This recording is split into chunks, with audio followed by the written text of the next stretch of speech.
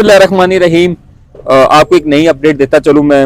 ये जो आपको नजर सारा मेरे हर तरफ नजर आ रहा है, इसको कुर्बानी है, इसको सुखाया जा रहा है। अब ये ना सोचिएगा ये काले है या इस तरह जमीन पे पड़े हुए, नहीं।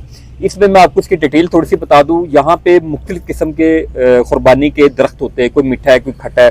अच्छा, इसको उतारने के बाद इसके अंदर से जो है ना गिरी निकाल लेते हैं। गिरी निकाल के इसको सुखाने के लिए धूप में रख देते, 3 से 4 दिन इसको सुखाया जाता है। उसके बाद इसको अलहदा कर दिया जाता है, इसको धो के साफ किया जाता है। अभी तो ये आपको काले नजर आ रहे हैं, उसकी वजह यहाँ मिट्टी बहुत उड़ती है स्कर्दों में।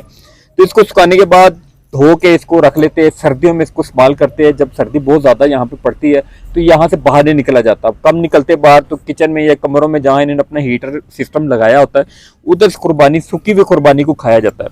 और इसके अंदर से जो बादाम निकलते हैं, उसको ये क्या करते हैं जी, कुछ लोग उसको तोड़ के इसको सूखा खाते हैं, स्टू कहते हैं जिसको।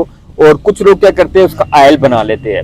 आयल बना के उसको गिरी का तेल जिसे कहा जाता है वो इस्तेमाल करते हैं।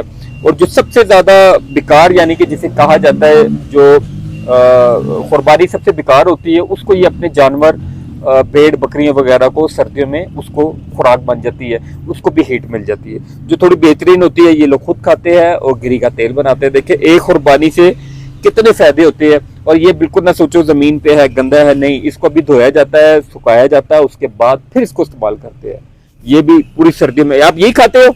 सर्दी में सुखाएगा, सर्दी खत्म हो जाती है फिर, क्योंकि ये बहुत गर्म होती है। तो इसलिए ये हीट आपको पैदा करती है और ठंड की जो है ना, जो ठंड का जोर होता है वो आप में कम हो जाता है। दुआ में याद रखिए, नई नई वीडियो के साथ आपके सामने हाजिर होगा। अहमद शिगरी, अल्लाह हाफिज।